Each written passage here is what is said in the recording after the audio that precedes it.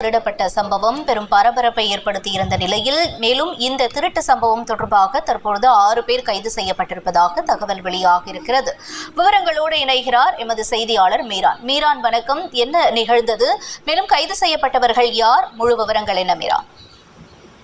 வணக்கம். செங்கல்பட்டு மாவட்டம் தாம்பரம் பேருந்து நிலையத்தில் ஒரே பேருந்தில் 6 செல்போன் கொள்ளையர்கள் கைது செய்யப்பட்ட சம்பவம் பெரும் பரபரப்பை ஏற்படுத்தியிருக்கிறது. சென்னை தாம்பரம் பேருந்து நிலையத்தில் பேருந்து நிலையம் மற்றும் ரயில் நிலையத்தில் அடிக்கடி பயணிகளிடமிருந்து செல்போன்கள் திருட்டு போய் வந்தது. இந்த நிலையில் அரும்பாக்க பகுதியை சேர்ந்த முருகன் என்பவர் சென்னையிலிருந்து மாநகர பேருந்து மூலமாக தாம்பரம் வந்து அங்கிருந்து மற்றொரு பேருந்து மூலமாக சென்னை செல்ல வேண்டும் போது அவருடைய செல்போன் திருட்டு போயிருந்தது.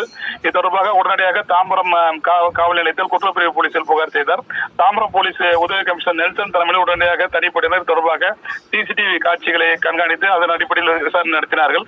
சிசிடிவி கண்காணிப்பு கேமராவில் பதிவான நபர் ஒருவர் அந்த பேருந்து நிலையம் பகுதியில் சுற்றிக் கொண்டிருப்பதை பார்த்து